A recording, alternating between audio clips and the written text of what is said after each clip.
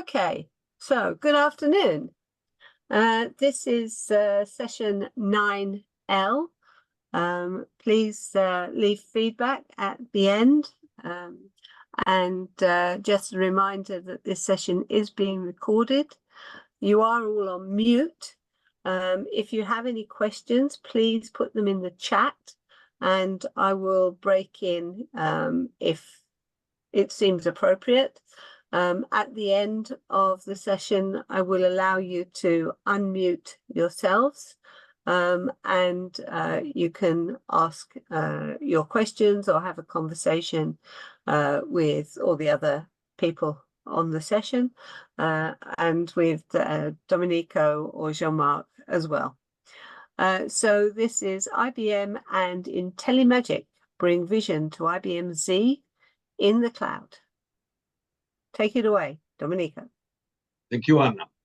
So good afternoon, everybody. This is Domenico Tartario, and I am the principal product manager for multiple products in the ZIOps portfolio. And right now I'm working even on the IBM Z IntelliMagic Vision for ZOS, that is the new offering coming from an acquisition. And I will share today's session with Jean-Marc, and I will ask him to introduce himself.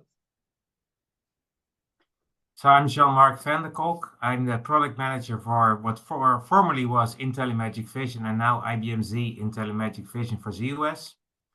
So I've been working a lot with Domenico on integrating. I've been with IntelliMagic for 21 years. I have a lot of background in mainframe and in the product. Thank you. Go ahead, Domenico. Thank you. So we will have the first part that is more slideware, but then possibly the most interesting part will be like them by Jean-Marc.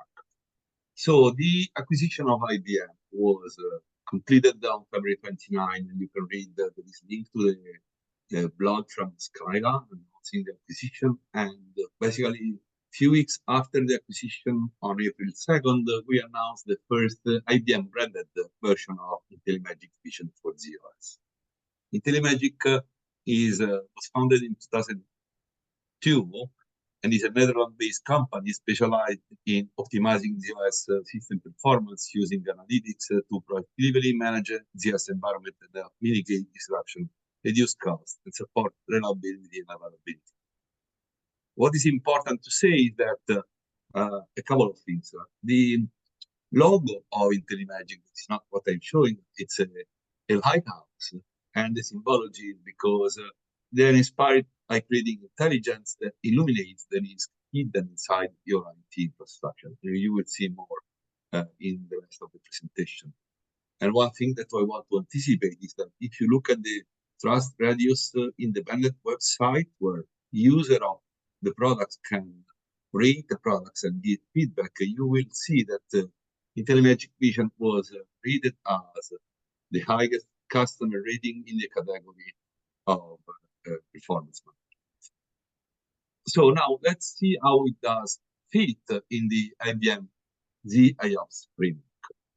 Possibly you already know about this framework that we are, let's say, leveraging to position our products and to help our users in the last few years. Our framework is based on three major phases. The first phase is the detect, where we want to accelerate the detection of problems happening in your environment, reducing the time to be alerted about an event. And in this phase, we have basically monitoring or anomaly detection products. The second phase in the resolution of an issue is that is where domain knowledge is needed to understand what is the root cause of the problem and to have a fingerprint all the insight that you need to identify the cause and what are the actions that are needed to resolve the problem. Finally, the act phase is really where you take the action to resolve the problems, to restore the service as soon as possible. So IntelliMagic Vision for ZOS fit in the design phase, and especially in the performance management area, because it allows you to access, curate, and analyze operational data to help understand system performance and optimization. This is the macro, let's say, positioning of IntelliMagic Vision, even if you will see that there are some aspects and features of the product that helps even in the test phase, and especially while the monitoring tools are looking at problems that are happening now. Through IntelliMagic Vision for ZOS, you are able to check the health of your environment or a specific subsystem, and potentially, possibly, even prevent the problems. So here is a detect of problems that are not already happened. So move now to what are the value points of IBM Z IntelliMagic Vision for ZOS. There are three major value points. The first one is eliminate the risk. That is something that I was just mentioning. The second one is to safely lower the cost of your environment. And finally, it helps to augment it. Eliminate the risk is because IntelliMagic Vision, you will see, provide automated health and risk detection highlights. And that highlights hidden bottlenecks, configuration errors, or anomalies before the symptoms of those problems affect the application of the speed resolution. It is based on 750 key ratings of ZOS metrics that to provide a glance understanding of the risk level and health of your entire environment. So really with the product, you are able to identify behavior of your IT environment that can result in a problem in the near future. The second value is, we say that it's about safely lower the cost. Through dashboards are available in IntelliMagic Vision, you are able to identify who are the contributors to the resource consumption on your environment, and identify the biggest contributors, so you can even rebalance the workload or application in order to reduce the cost, because you reduce, for example, the peak of consumption of SU, or even possibly postpone or avoid the purchase of new hardware, because you are able to optimize your environment based on information provided by IntelliMagic Vision for ZOS. Finally, the dashboards and the KPIs that are provided in the dashboard from IntelliMagic Vision are enriched with all the knowledge that is built in the product. So you have a clear explanation of what the metrics indicate, and even what potential action you can do. And all of this knowledge is built into the product, is based on expertise of the people working on the product, but even on the crunching of all the IBM red books. And so really it can be an effort to augment the power of the team working with the product, not only for newer team members, but even for experts. So now let's take a look at the major features that will be shown more in detail by John Mark. The first thing that you would notice once you start using the IntelliMagic Vision for ZOS is the UI. It's really intuitive and enable you to correlate ZOS metrics coming from different subsystems or applications. This is a typical dashboard that you can have. On the left side of the UI, you have all the reports that are available. There are more than 32,000 reports out of the box available. They are grouped by argument, let's say. And when you pick one of the group of the reports, you will have on top all the reports that are available for that specific group. And already visually, you can focus on one or another based on the square around the report. If it is red, it means that something is going wrong that is highlighted in this specific report. So you can select it and have it in the dashboard with below the description of the field that you're looking at. Another important feature is that starting from the report that you have in the dashboard, you can always... Yes? We are having some problems with the quality of your sound. Can you hear me better now? difficult to tell because I turned my volume right up to hear you. Let me just put that back. It's just a little disturbance on the line. Try again.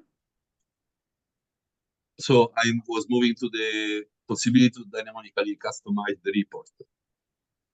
It sounds a little better, yeah. Okay. So, as I was saying, starting from a report that is provided out of the box, you can always go on the top right here and edit the report, and you will get a UI like this, where you can change the report definition, either in terms of metrics that are shown, in terms of layout, you can apply filter, and you can really update the report on the fly.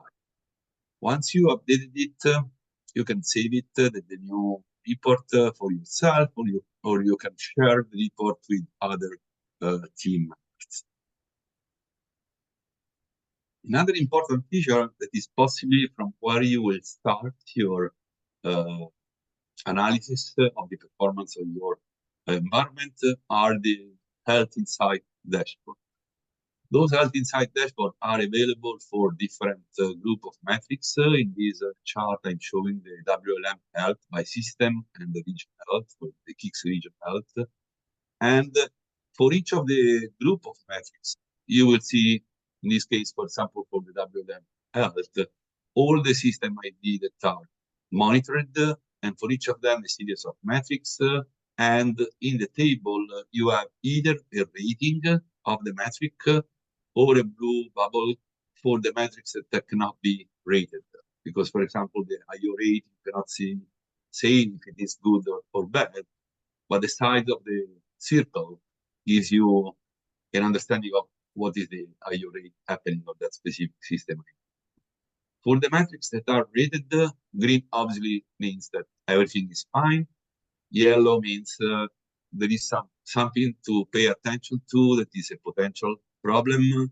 Red is something that is detected by the problem has to be a problem, where a problem in IntelliMagic vision means something that you have to pay attention before it really becomes a problem. And even here, the side of the red circle with the exclamation mark is the entity of the problem. Another important view that is available is the change detection view. And in this case, again, we are looking at the WLM importance rating change detection. So you have some metrics, and basically the metrics are compared today versus the last 30 days. And in yellow, with the background orange yellow, are highlighted the metrics that have a statistically significant change in that matrix. So there is a variation that exceeds the plus or minus 2 standard deviation between the current day and the prior 30 days. And it allows you to focus soon on the metrics that are showing a behavior that is different from the previous 30 days, and so possibly from the norm. Another important feature, when you start from a dashboard, a report in IntelliMagic Vision, you can always drill down. So in this case, we're looking at the DB2 transaction response time over the different systems, looking at one single column with a drop-down menu. You can go in looking at the data by time, or for example, by DB2 plans, DB2 members, and it will open a new dashboard with multiple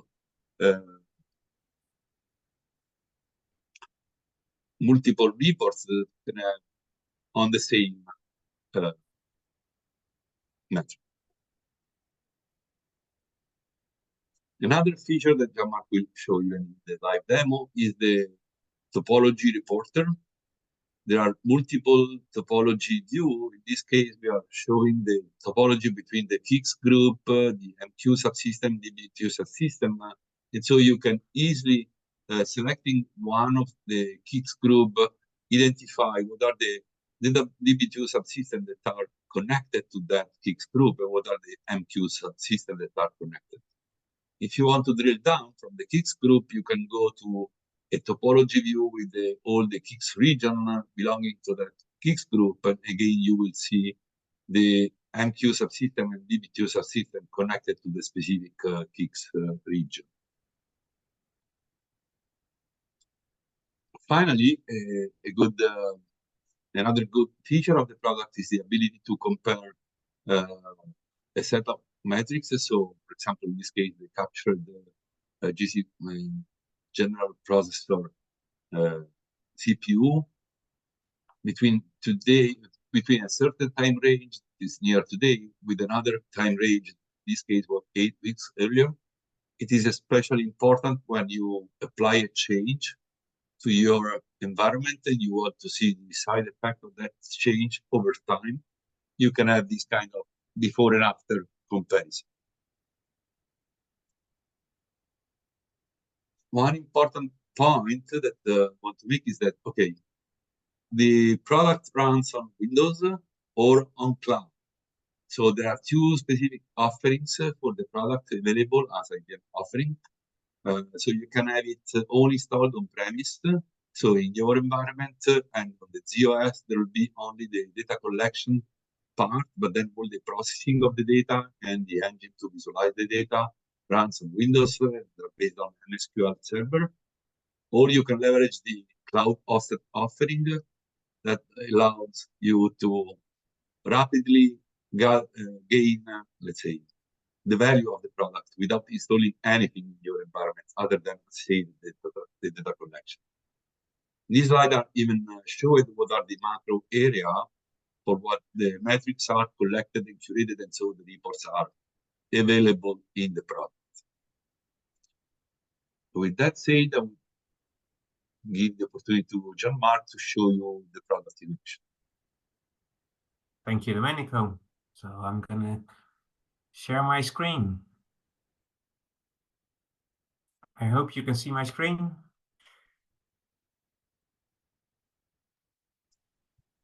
Not yet. Not yet. So my upload is not fast enough.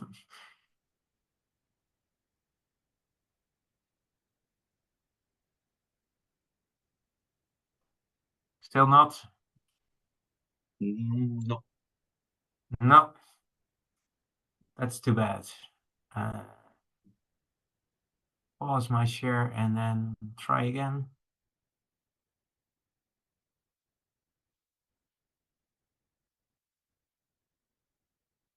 I guess since you're silent, that means I'm still not sharing.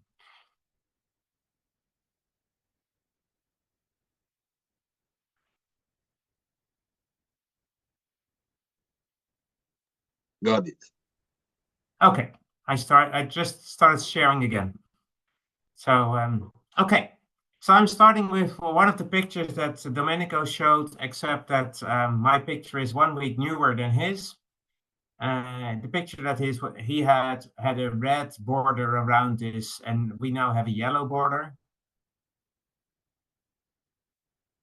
And so the borders gives a measure of badness, as in an alert. But as Domenico explained, so yellow doesn't, or red doesn't mean the phone is ringing already. Our thinking is that this is proactive and you want to do things ahead of time. So we'll get into more of that. I just like to start with the same picture. And also to show that like there's a number here behind it, and you see that two of them are bold. So those are the ones that actually you should be looking at.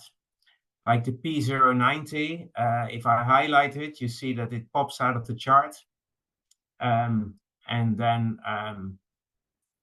I do one of those drill downs where you see the LPAR weight and how in this case we're getting up to the LPAR weight, and that actually shows some of the peaks in those charts. So just for understanding. Okay, let's get started with the health insights charts. So Domenico also showed these. some examples. So we have one for DB2 buffer pool health here as an example, and the other one for WLM that Domenico also showed. And so the get pages, we have we don't say anything about how good or bad it is. The size of the bubble indicates the get page activity. Though the other things are way more interesting. Like total IO rate, it's saying that there's a lot of requests that are just going to IOs, whereas they could have been residing in the buffer. So we're comparing the IO rate to buffer size and giving you recommendations based on this.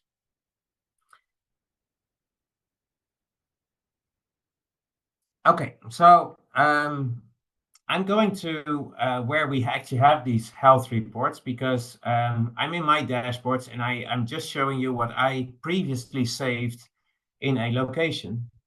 But it's much more fun to find all these reports in our big structure. So those 32,000 reports that we have out of the box are all in here, and we're trying to help people to find them.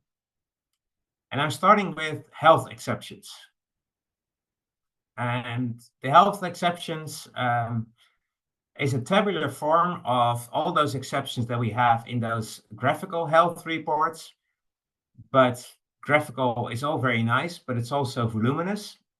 So here we see the health exceptions for various DB2 warnings. And as you see here at the top, we have various topics. So DSS is about disk storage, groups is about storage groups, so kind of disk storage, but a bit different. Tiers is also storage.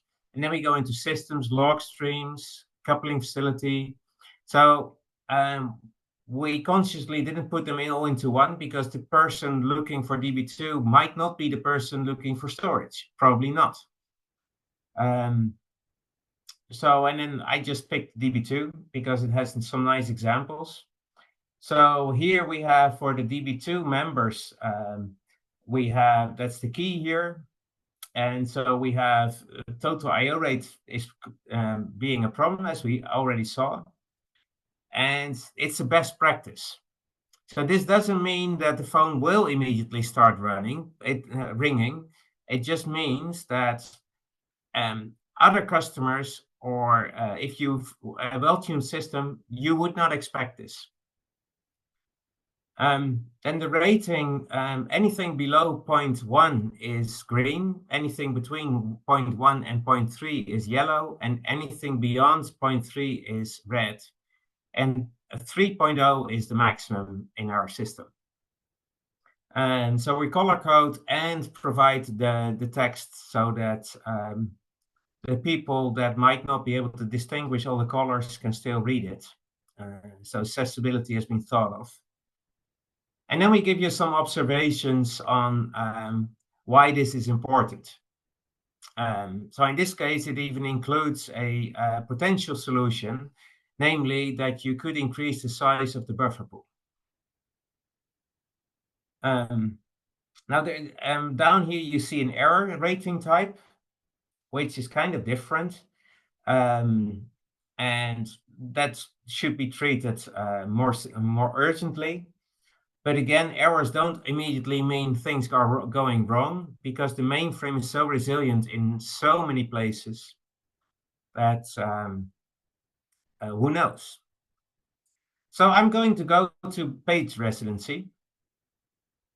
So I just clicked on the line, and this actually gets me a nice chart. Well, it's not so nice in this case, because as you can see, for this data sharing group, we're only having data every now and then.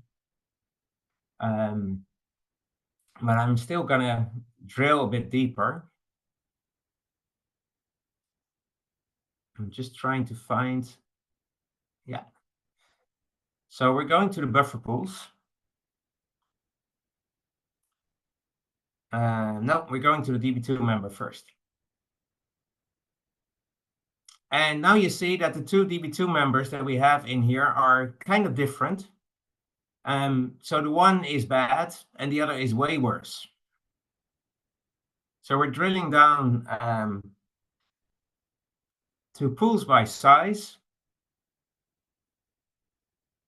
And again, we're getting a picture, and 4K blocks. 4K is the buffer pool with the issue. So now we drill one further, we isolate on this.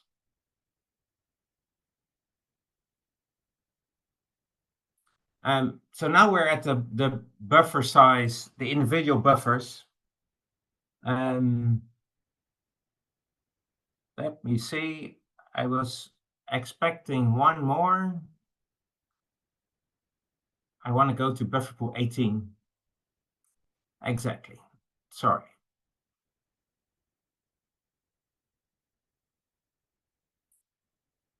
Okay, so what's happening here is that I am today with today's data, it just works slightly different than previous days. So I'm just gonna quickly change this to 1000.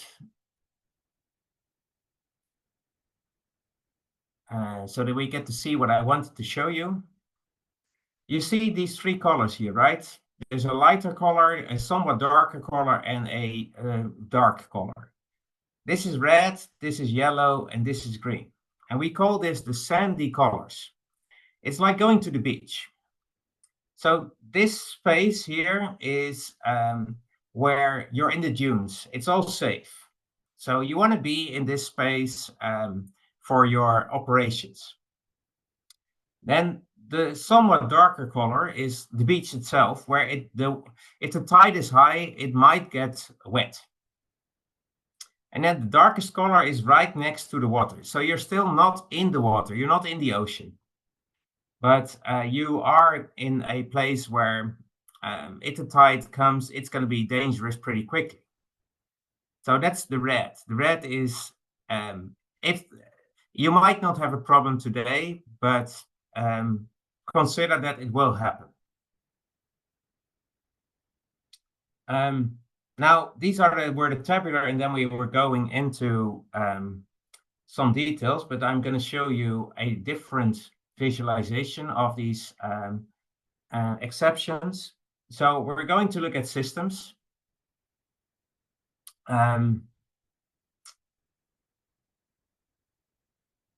So I apparently changed my selection because I want to look at P090, A090. I'll pick something else. So E001, we see some issues, and I'm going to go to the service class periods. So now what I'm seeing is the same exception report, except that we're a level deeper. So now we're looking not anymore at systems, but rather we're looking at service class periods. So what that top level actually did is it looks at all the service class periods across everything and highlights, bubbles up all the issues of underlying service class periods. Right, and now I'm going to go to one level deeper, namely the time charts, which, by the way, was also available at the top level. And what this shows very nicely is that it shows correlation, if there is any. Like I'm seeing the same peaks, more or less, between CPs used by the service class and the zips in use, and then zip eligible. Well, zip eligible is an important metric. So I'm just going to show you this particular metric. So this means we're having some zip eligible work that's actually running on the GCP, which of course you don't want to have a lot of. I mean, it's inevitable that there will be some. And what you also see is that those sandy colors are not a straight line, because the system looks at what it should behave like. So if there's a lot of activity on the zips, it's more forgiving than if there is no activity on the zips. So it tries to see what happens with the data. I'm going back 2 more because I wanted to show another view. Another tabular report. It's called, we do call this details. And in this report, you have a tabular version of the data, but it shows like the 90th and 95th percentile in each column. So let me look at the zip eligible. So we're having, so the 90th percentile, anything above is red. So now I just resorted by clicking on the header. But if I go back, so now I can quickly see if I scroll down where if they were all like in a same period of time or if there was mostly nothing. And we can see there's a single peak of 3 intervals, and intervals in this case is every 5 minutes. Because this customer is running with 5-minute RMF intervals. So I'm switching to DB2 again, and I'm switching to transaction health.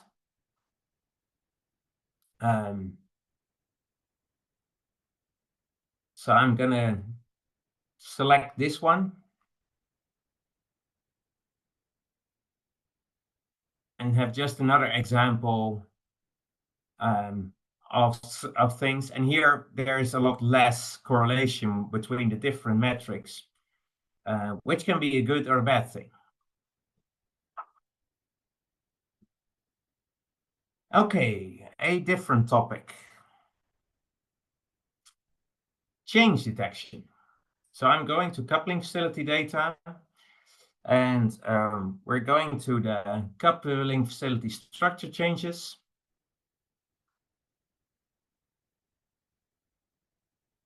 And this will take a little bit to calculate.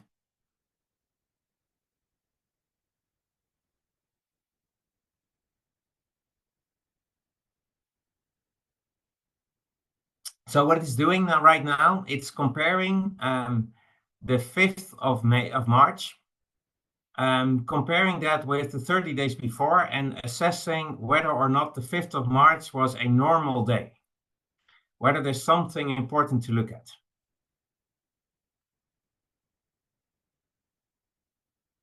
And I'm currently in a hotel, and apparently my bandwidth is a bit lower than usual.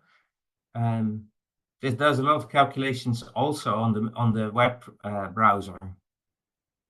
So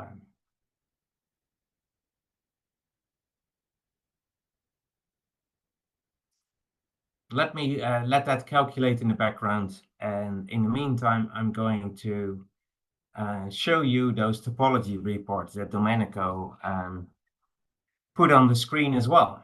So first one, I'm going to show you, I'm zooming in by going to the full report.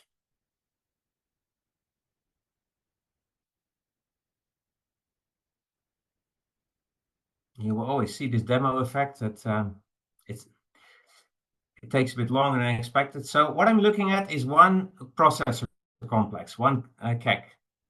And I'm seeing that there's 2 drawers in this processor complex, but one is fully used and one is less used. I'm seeing the clusters, the chips, and then the processor types. And when I hover over them, I can see which LPARs are being used. Now I can also, like when I constrain on an LPAR, I get a picture of this particular LPAR, what it looks like on the CAC. So I can optimize things and I can look back on things. So let me compare to a month ago. Let's do 4 weeks ago.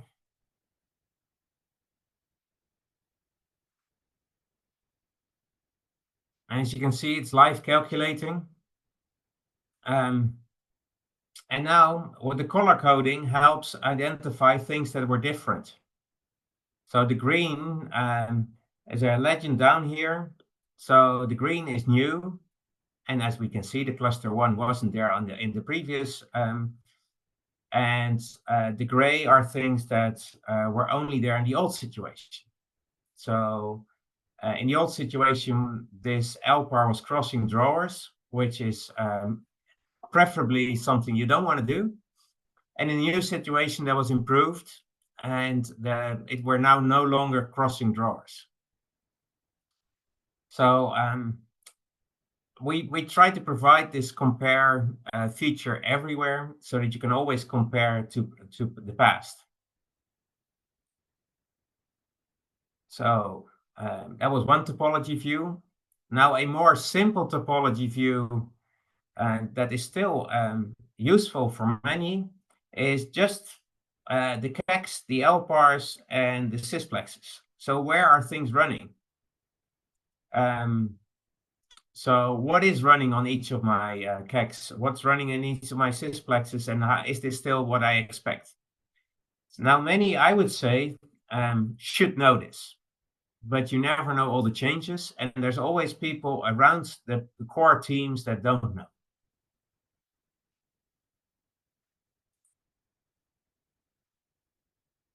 So going back here, a completely different type of topology. So this is showing, when it's on screen, this is showing the how the KICS applications are using MQ or DB2. So this allows you to see, like, if the phone is ringing and somebody's saying this particular application that needs like KICS, you can see, if I constrain, I can see what MQ and DB2 systems are involved.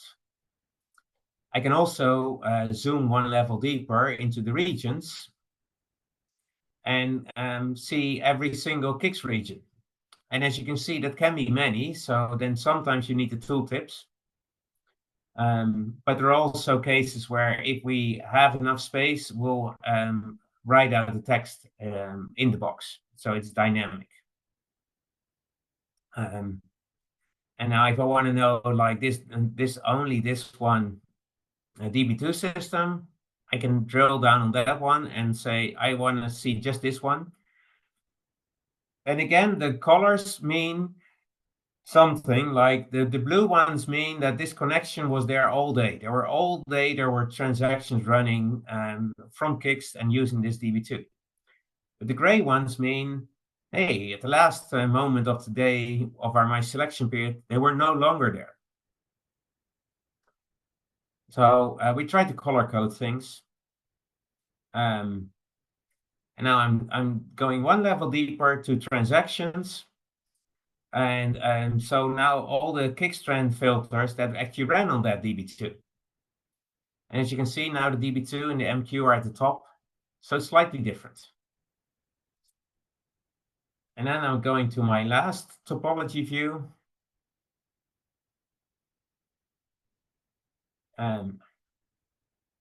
So this is a completely different angle. This is for the storage and networking teams. And this shows the how the logical switch, the Vicon switch, is being used. And what you see here, this is the secondary side. So we have remote copies, so the replication. And this is the primary side where we have more information. So the secondary, we don't have entry ports. It's all going through ISLs. We have the chipits and the PCHITs, and then the storage system, including all the host adapters. And in the host adapter view, you can also see, like I highlighted 131, which is too small to read. But you can see that most of the boxes have host adapter 131. So we've done a somewhat good job in making sure that everything is set up the same. But as you can also see, we have two boxes, this one and this one, that are configured differently. This may be wanted or unwanted. Just an easy way to see. Okay, so I'm going fast, perhaps too fast. I went back to that coupling facility change detection report that was still calculating. So what we're seeing here is that the coupling facility structure DB0P, GBP6, there was a change in behavior in that period of time. And it wasn't bad. I mean, it wasn't red, but it's more than expected. So from a statistical perspective, it's more than expected. So I'm going to drill down to show what's happening there. And so this is going to do a little bit of calculation. And you see that we have yet another, what we call a multi-chart, where you can again potentially see some correlation, like synchronous request and asynchronous request. The issue we had was a number of subchannels patterns. So the patterns show an issue. And I'm going to zoom in a bit. It's this blue line here. Well, let me zoom on the blue line. It shows a pattern that things are increasing. And let me change this chart to show a value of 1 as a maximum. Then I can better show what it's showing. So what we see on this blue line is that there's usually an increase, right? But there's also a dip on the weekend.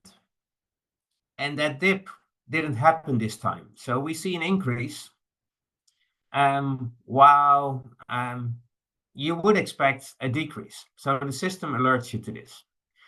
What actually happened in this case is that a microcode update was installed. And so this meant that on this particular day, the 4th of March, we were able to see the difference already because it was just so out of line with the previous period. So an easy way to potentially catch things.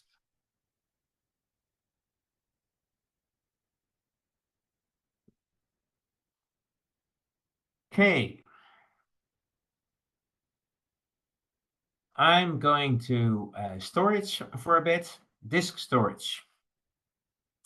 I'm going to performance overview, which is like the things that a storage person should look at every now and then. And I'm looking at the throughput per DSS. Well, it's red, and that is actually because this customer, we didn't customize the thresholds here. This customer just unleashes everything after midnight. As we can see here, after midnight, things are unleashed, and they want this box to be flooded. They're just saying, it's the batch window, we don't care. We don't want to do the work on optimizing the job scheduling. And so as long as we can make our batch window, we're happy saturating the box, and it will slow down the overall process, but we're fine. And so these are the thresholds that are being applied. And if I go into edit thresholds at the top, this is a role-based thing. Not everybody is allowed to change these thresholds. Here I could change the thresholds, and I could actually even change them for the night shift. So we haven't done that for this demo as a database, but we can do that. So one thing I wanted to show is all those drill downs that we have, that Domenico also mentioned, and I've been using a couple. In the disk area, this is a nice chart because there's many directions that you can go. You can go to storage pools, which is an underlying level. You can also go to the SSIDs, which is another underlying level. You can also go to storage groups, which is more closer to applications and to managing things. You can also go to a comparison of I/O rate response time or front-end adapters to the ports, or even to the type 42 data. That's always interesting to just look at these. So now I want to look at this actual moment in time, and this popped up a new drill down because I'm clicking in the chart at a specific time, and now I can look at what data sets were being used at that time, which gives me a nice picture of the data sets being used by data set names. So I get the top 30 data set names because otherwise I would be getting too many. But of course, I want to know how much this is from the total. So I'm going into Edit Report and enable what we call the other series, which is the remainder.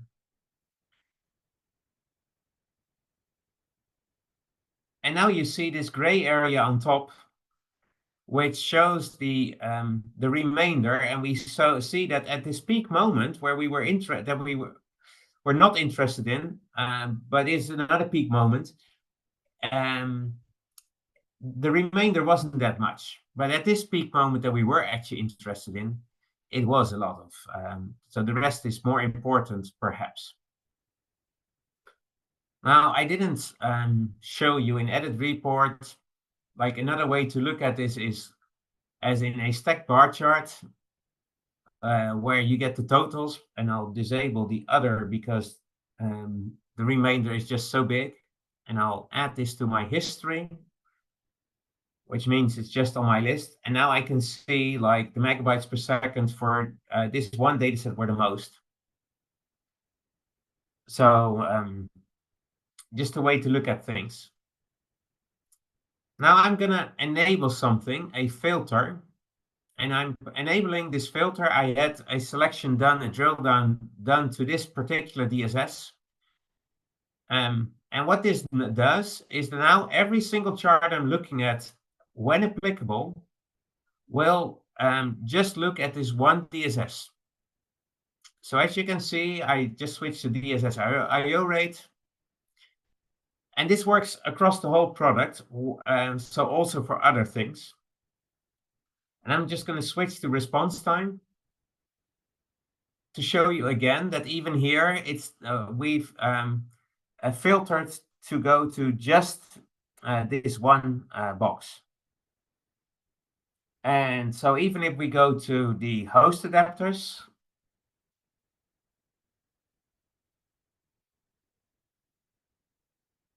we're still looking at just the one box. Now, if I want, I might want to do a combination of storage systems like the primary and secondary. So I'm going to go back to my performance overview, to my DSS throughput, and I'm going to remove the filter. And I'm going to go to LZC51.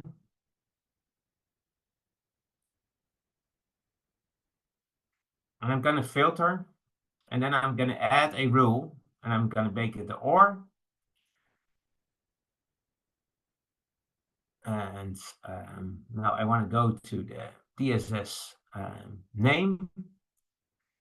And if it includes LDA 41, I want to include it.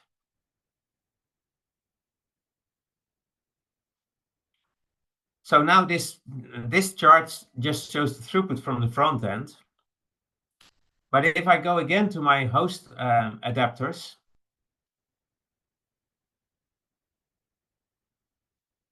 now I'm actually seeing both. LCC51 is the primary and LDA 41 is the secondary, which has a different host adapter rate. Now I can compare what's happening between the two boxes and how that should be. And the same thing from a response time perspective. So again, this is just an example that I took from storage because I'm trying to show a couple things in various places. But this works in other places as well. So also for your LPARs, KEX, your DB2 names. So I'm switching to another web reporter where we set up business applications. This customer has carved out what they call the business applications. The business is set up in like logistics, solutions, finance. So there's a list of things that they have. And this is showing the tailored fit pricing for 1 month compared to 4 weeks earlier. So we can see that by comparing this report, the new month is a bit, my mouse keeps drifting, that the new month is has a bit lower TFP MSU consumption at the end of the month than on the left-hand side. By the way, my track point in my laptop is having difficulties, so that's why my mouse is slightly drifting. It works.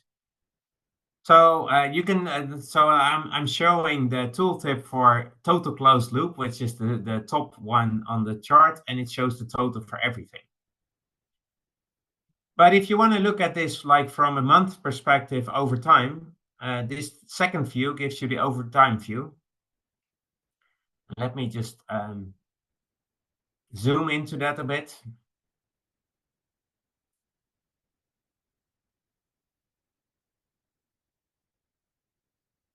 So we've now got 8 weeks of data on the screen.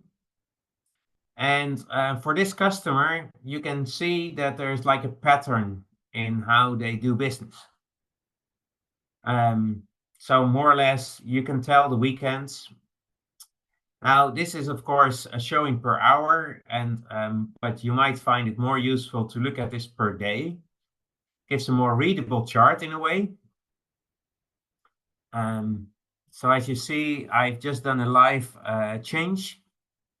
So now we're looking at per day views. And this is the Saturday, this is the Sunday, and then we go back to the Monday. And again, you see all the applications, and looking at it this way, you can see how the patterns evolve. And also how things are.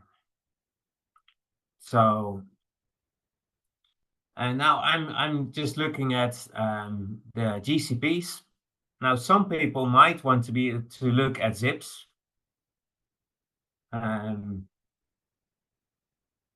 Because some so let me look at just the zip CPU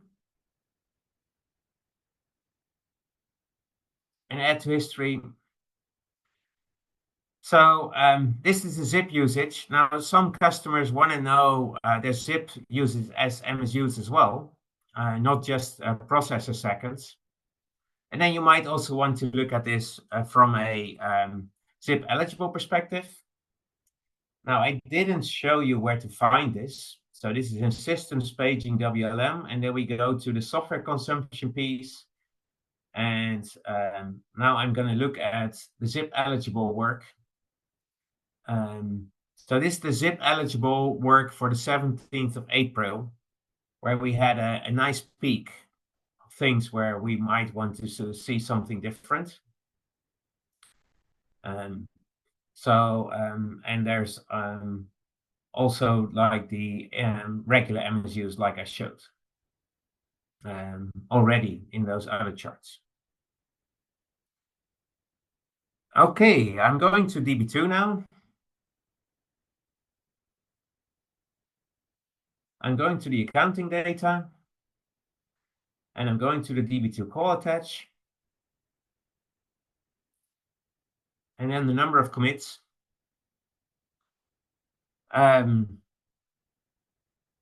So I want to drill down on this peak, and I'm going to the correlation name.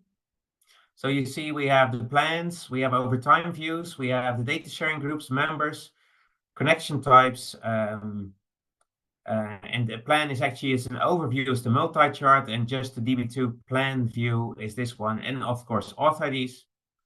I first want to go to the correlation name.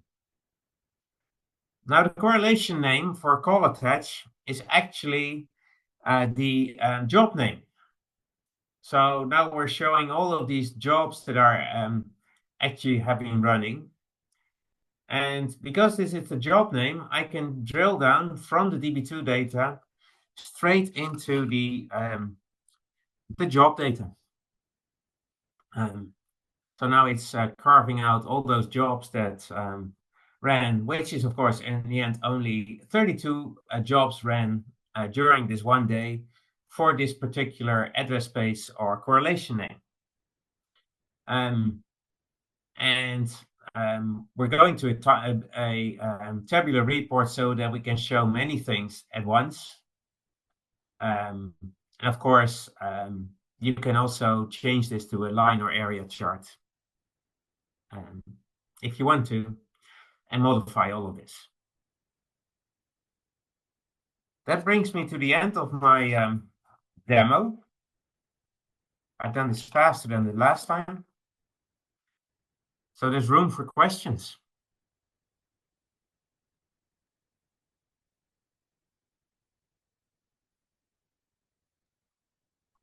Okay, so thank you both. I will now allow all the participants to unmute themselves. So if you want to unmute and ask a question, you may do so. It would appear that we have a resources slide up now. I guess this is more things about IntelliMagic. Yeah, on the slide you can see there is the link to the announcement, okay, the product page. This webinar indeed happened yesterday, but the recording is available. And this is a very good source of information, the IntelliMagic Vision Learning Center, with a lot of videos on specific features of the product.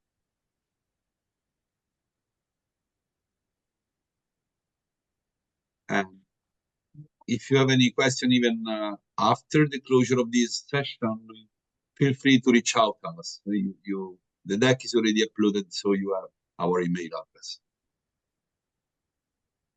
Yeah, so like I said, you can unmute yourself to ask a question if you like. If you find you can't, let me know in the chat because I will fix that.